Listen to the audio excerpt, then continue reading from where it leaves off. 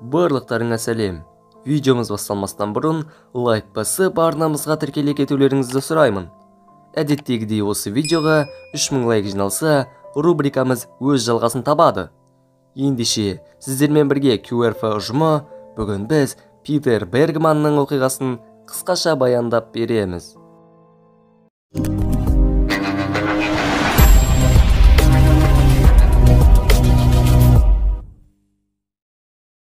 Шафан далада жалғыз әке тұрады. 5 балаға әкенің орнына әке, шешенің орнына шеше болыр. Жылап талап кейде далаға шығыпшы. Көрсетпеймін оларға, не алым көрсетіп. Айелім 2 жыл болды кеткеніне. Хатқа барсыз, балаларға да келген жоқ, өзі де жоқ. 12 жыл болды квартира тұрып отырмын. Балаларымды өкімет жаңа болады ғой, тартып алмаса екен деп сол уайып, менде сол үй жоқ, жайы жоқ деп детдомға алып кетеді ғой, бір кісілер бар. Ондайға берім келмейді балаларымды.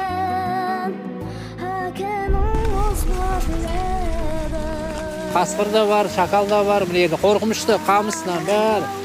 Ол қай жағынан шығып қалады, оны білмейсің де. Сол қауіпті балаларға. Сізден мұны үйден шық десе, не істейсіз? Қайда барасыз? Квартира іздеймін. Ауылдың ішіне барамын, квартира іздеймін. Нағыз батыр әке, балалар үшін бәріне дайын. Тек баспана, батты проблема. Бәріміз бірігіп, бұл қиындықтан шығарайықшы.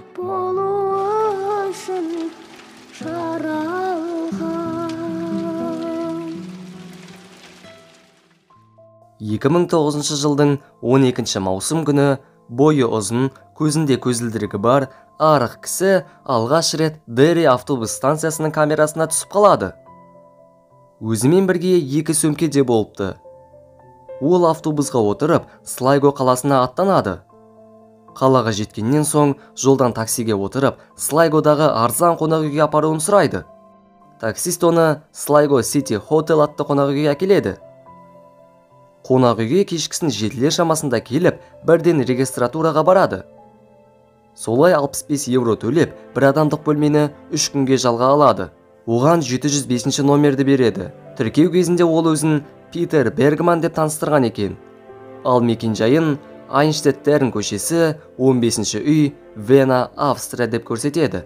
Кейіннен оның жалған есім мен ойдан шығарылған мекенжайды айтқаны белгілі болады. Қызметкер одан қандайда бір құжаттарын да сұрамаған екен. Келесі 3 күн ішінде ол қонақ үйден бірнеше рет шығып кіріп жүреді. Ол қонақ үй мен көшедегі бірнеше камераларға түсіп қалған еді. Бұл жерде ол қолына күлгін түсті пакет ұстап шығып бара жатқанын көреміз. Ал қайта қонақ үйге келгенде қолында ештеңе жоқ. Біреулердің айтуы бойынша ол пакеттің ішіндегі заттарды қаланың әр жеріне тығып, пакетті қалтасына салып кірген. Полициялар оның нақты нені қай жерлерге тастағанын анықтай алмаған. Өйткені оның не істегені ешқандай камераға түспепті. Бұл кісі әдейі камера жоқ жерлермен жүрген секілді. Оның істерінен қарасақ, барлығын алдын ала ойластырған көрінеді. Қаладағы бүкіл камераларды тексергенімен, Питер Бергманның пакетінде нақты не болғаны белгісіз болып қала берді. Бәлкім ол әскери қызметкер немесе полиция болған шығар. Себебі қалада қай жерде камера орнатылғаны жайлы білетін секілді. Бәлкім ол пакетті Слайгодағы танысына апарған болар. Бірақ камераларға оның телефонмен сөйлескені жайлы бірде-бір материал жоқ. Келесі күні бұл кісіні басты пошта офисіне бара жатқан жерден көрген. Ол жерден Питер 8 пошта маркасы мен әуе поштасының жапсырмаларын алады. Жексенбі күні Питер Бергманның қонақ үйдегі соңғы күні еді. Шамамен таңғы 11-де ол қонақ үйден шығып, таксиге отырады. Таксистен тыныш жағажайы бар, шомылуға болатын жерге апаруын сұрайды. Таксист Розес Пойнт атты жағажайды ұсынып, оны сонда апарады. Питер таксистен шомылуға болатын жерді сұрағанымен, негізінен ол суға түспейді. Розес Пойнтқа жеткен кезде Питер таксистен одан да сіз мені автовокзалға апара аласыз ба деп сұрады. Солай ол автовокзалға қарай кетеді. Дүйсенбі күні түске таман бағанағы кісі қонақ үйге келіп, кілтті тапсырып, өзімен бірге 2 сөмкесі мен күлгін пакетін алып кетеді. Ол автовокзалға қарай кетіп, жолда Quayside атты сауда орталығына соғады. Ол жерде ұзақ болмай автовокзалға қарай аттанады. Бір уақытта автобус станциясындағы камераның біріне түсіп қалады. Ал қолында 2 сөмкесі жоқ болып кеткен. Ол қонақ үйден шыққан сәттен кейін 2 сөмкеден де құтылған. Қайда кеткені белгісіз. Сосын ол бір кафеге кіріп, кофе тапсырыс береді. Ішіп отырып, қалтасынан бірнеше қағаздарды шығарып, қарап отырады. Оқып болып, қағаздарды жыртып тастайды да, жақын жерде тұрған қоқыс жәшігіне лақтырады. Ал қағазда не жазылғаны болса, белгісіз. Бұдан соң ол Розес Пойнтқа баратын автобусқа отырады. Біреулер оны жағажайдан көріп қалыпты. Сол күні Слайгода ауа райы қатты ыстық еді. Адамдар Розес Пойнтқа шомылуға келетін. 16:00-де біреулер Питер Бергманды қара сөмке ұстап жүрген кезде көрген. Ал 17:00-де яхта клубының жанынан көрген адамдар да бар екен. 21:30-да ерлі-зайыпты кісілер күннің батуын тамашалау үшін жағажайда жүреді. Солай осы Питер Бергманды көріп қалыпты. Күйеуі біз автотұраққа тоқтаған кезде ол шалбарын тізеге дейін қайырып, суда жүреді. Ол күннің батар тұсына тұрып алды да, біз оның силуетін көрдік.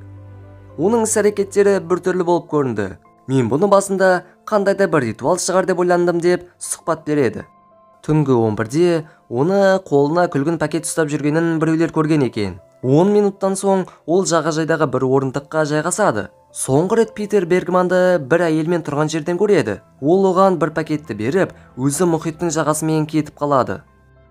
Келесі күні таңғы 6-лар шамасында Артур Кинселло өзінің ұлы Брайанды триатлонға жаттықтыру үшін осы Розес Пойнтқа келеді. Солай жағадан біреудің мәйітін табады. Сағат таңғы 8-де дәрігерлер оның өлгенін хабарлайды. Кейіннен мәйіттің киімдері табылады. Сөйтсек бұл киімдер Питер Бергманға тиесілі екен. Алғаш ол туфлиін шешкен. Одан соң шұлығын.